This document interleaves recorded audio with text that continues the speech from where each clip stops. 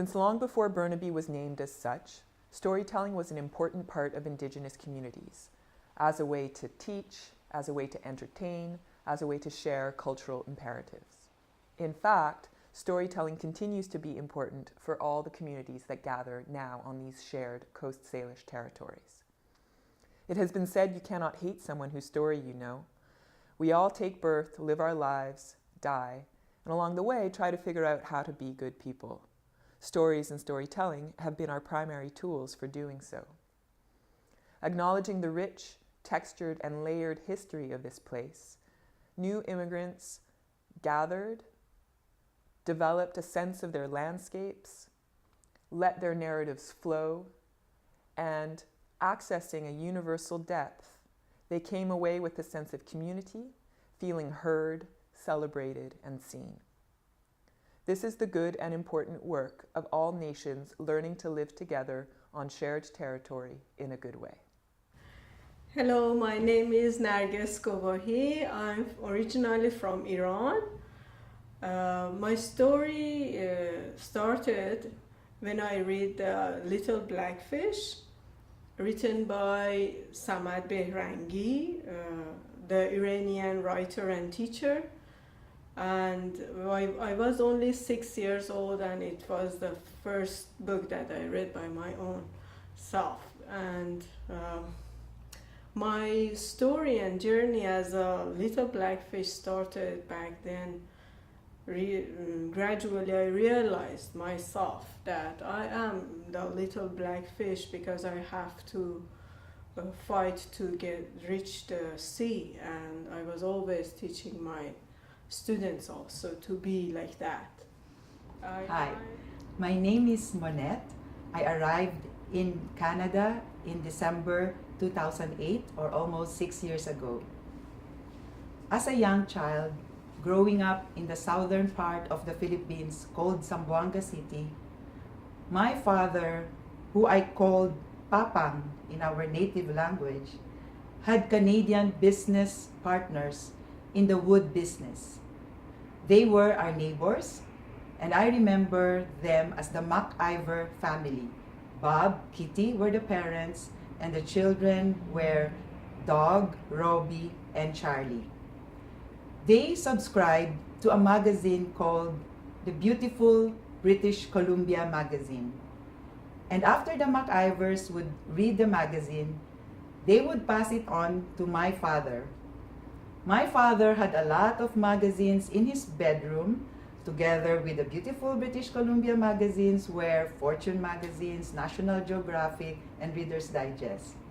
As a young kid, we were allowed in his bedroom, and those magazines were just lying around, and I particularly remember picking the Beautiful British Columbia magazine, and I enjoyed looking at the pictures because I didn't know how to read then.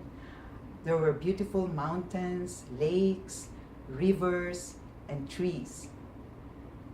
Fast forward to 2008, my husband and I, together with our children, decided to migrate to Canada. Well, hi, my name is Marcela. I'm from Mexico City, and I moved to Canada 6 years ago. And I'm sure that all of you have different stories. This is just one of my stories. The day that I realized that I need to do a road test to get my driver's license, I just thought, why? Why do I need to do a road test when I have been driving in my country for more than 15 years? But you know, if you want to drive here, you have to do that. So immediately I just call and make my appointment for my road test, and I think I wait like 3 weeks, and just came the day. And I was just ready there, waiting for the ICBC instructor. When the man came to me, he told me, okay, we are going to start. You just need to follow my directions.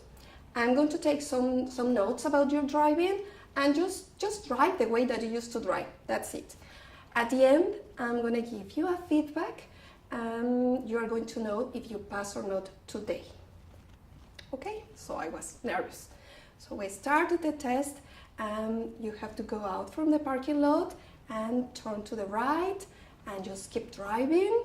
and up the hill, down the hill. In the corner, please turn to the right, turn to the left, and just keep driving. You have to enter to the highway. At that time, I was feeling just good, right? I was just feeling good driving, not nervous at all. And just suddenly the man told me, it's time to go back to the office. So I checked the time and I see, oh my gosh, we still have time. Just 25 minutes after we started. I'm so good, I don't need more time, that's good. So we just go back to the office and the man tell me, okay, I'm going to tell you some things. 한국의 교육 시스템이 지금은 많이 바뀌었겠지만 왜냐하면은 그 교육부의 정부의 어떤 good afternoon. 정책에 많이 달라지겠죠. Or good morning to somebody, just wake up. Hi, my name is Emma. I'm going to tell you the story about my husband this time. My husband and I, we decided to immigrate into Canada because we would like to give a different educational environment to our daughter, Amy. Because in Korea, when kids, now it's different, but back in early 2000 when kids go to high school, their school starts at 7 a.m. in the morning and it finishes at 10 p.m. in the evening. So technically they stayed 15 hours in the classroom. And today I'm going to tell you a story called The Stingy Baker, and it's a story that is based in the Andes, in a small village in the highlands of Peru. And in that small village, everybody knows each other, and people don't have running water, and they wash their clothes and use everything for water-wise from the river. They're all small towns close to a river, and this river gets water from the Andes when they melt. The story starts like this. Maria was a lady that wash clothes for other people, and she used to wash clothes, deliver them and pick them up every day, and she wakes up very early in the morning and you go to the river and wash all her clothes. Golden coins? Yes, I did. Can you show everybody the 10 golden coins? Can you check your jar with the coins? So, Maria put the jar and checked it. The judge said, I ask you, everybody, to leave the courthouse for 15 minutes, and after that, I will tell you my decision. So everybody went to the plaza, and they were talking and gossiping what was going on.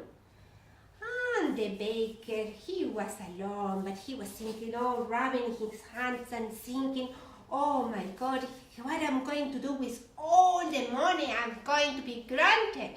All that money, he was pretty sure that the judge was going to grant him the money.